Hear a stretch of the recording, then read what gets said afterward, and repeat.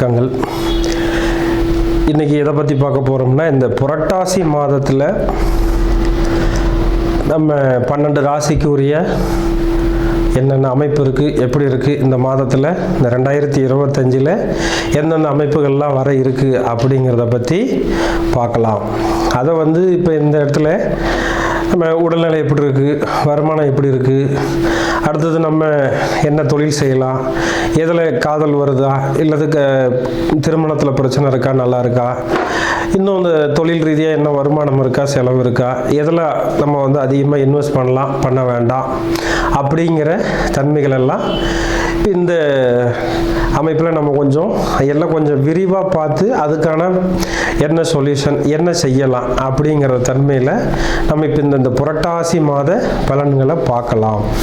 அதில் இப்போ ஒவ்வொரு கணக்குலேயும் ஒவ்வொரு சூழல்கள் வரும். ஒவ்வொரு ராசிக்கு இந்த மாதிரி செய்யலாம், செய்யக்கூடாது அப்படிங்கிற ஒரு சூழல்லாம் இருக்கும். அது எல்லாத்தையும் நம்ம பொறுமையாக அழகாக அது என்னென்ன செய்யலாம், என்னென்ன செய்யக்கூடாது.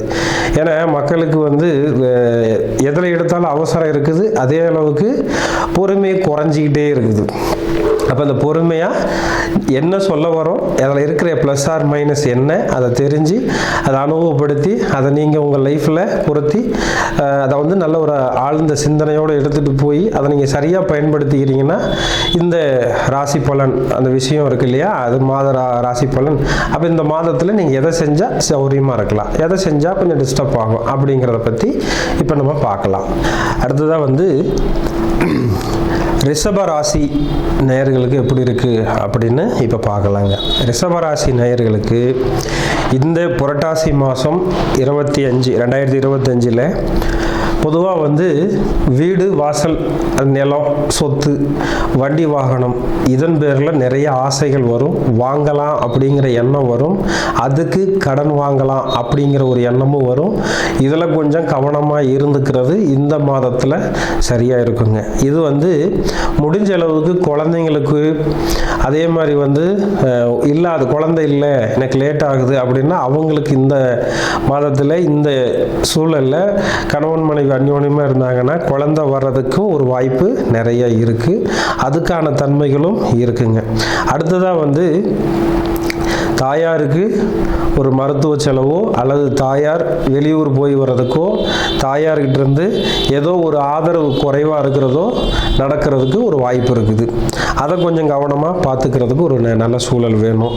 அடுத்ததாக பார்த்திங்கன்னா,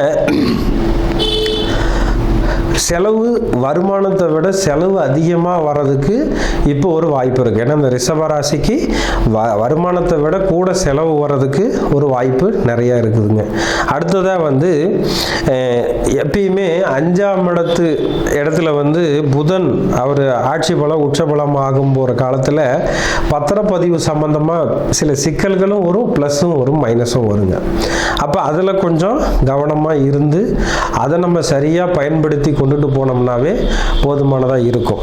அடுத்தது, எப்பவுமே இந்த புரட்டாசி மாதத்தில் இந்த ஒரு வருஷத்தில் மட்டும், இந்த மாதத்தில் மட்டும் கொஞ்சம் அது ஆஃபீஸில் வேலை செய்கிறவங்க, அலுவலகத்தில் இருக்கிறது, அல்லது ஒரு இடத்துல நம்ம ஃபிக்ஸடாக நம்ம இது தொழில் செய்கிற இடம்னு சொல்லி அலுவலகம்னு சொல்லி வச்சுருக்கிற இடத்துல கொஞ்சம் யதார்த்தமாக கேர்ஃபுல்லாக இருக்கிறது நல்லதுங்க. ஏன்னா ஒரு சிலர் தப்பான ஒரு சூழலை கொண்டு வரதுக்கு வாய்ப்பு இருக்குது. வேலையில் டிஸ்டர்ப் ஆகலாம். அந்த செய்கிற வேலையில் கூட நண்பர்கள் யாராவது ஒருத்தர் பேரை கெடுத்துட்டு போயிடலாம். அந்த மாதிரி சில தன்மைகளும் வேலை நடக்கிறதுக்கு இருக்குது. அடுத்ததாக பார்த்திங்கன்னா, 6ஆம் இடம் அப்படின்னா அந்த சுக்கிரன் பொதுவாக இவங்களுக்கு 4ஆம் இடத்துல இருக்குது. அப்படி கேதுவோடு சேர்ந்துருக்கிறது சில கடன் தொல்லை, சில பிரச்சனைகளில் இப்போ தொழில் செய்யலாம், அந்த கார் வாங்கலாம், இந்த வண்டி வாங்கலாம்னு சொல்லி அது வழியாக கடனை உருவாக்கிக்கிறதுக்கும் இங்கே சூழல் இருக்குது. அப்போ அதெல்லாம் நம்ம கவனமாக மெயின்டைன் பண்ணி அடுத்தடுத்து நம்ம வர சூழல்களை பார்த்துக்க வேண்டி இருக்க சூழல் ஒன்று இருக்குது. ரெண்டாவது, இந்த ரிஷபத்துக்கு இப்போ வந்து 10ஆம் இடத்துல ராகு இருக்குது. 10ஆம் இடத்துல ராகு இருந்தால் பதவி உயர்வு கிடைக்குன்னு சொல்லுவாங்க. ஆனால் இந்த மாதத்தில் கிடைக்காது. அது வந்து கிடைக்கிற சூழல்லையும் டிஸ்டர்ப் தான் ஆகும்.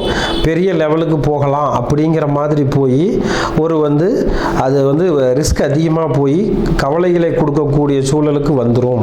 அப்போ அந்த வந்து நம்ம முதல்ல வந்து புரிஞ்சு அதுக்கான தன்மைகளை போயிடணும். ஏன்னா 2ஆம் இடத்துல குரு இருக்கிறதுனால நிறைய ஆசை வருங்க.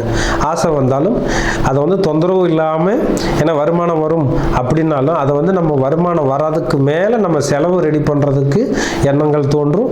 அதை வந்து சரியாக பயன்படுத்திட்டு அந்த சூழலை வந்து கரெக்டாக மேட்ச் பண்ணோம்னா கடன் இல்லாமல் தொல்லை இல்லாமல் இருக்கலாம் அப்படிங்கிறத இந்த மாதத்தில் நம்ம பார்க்கலாம்.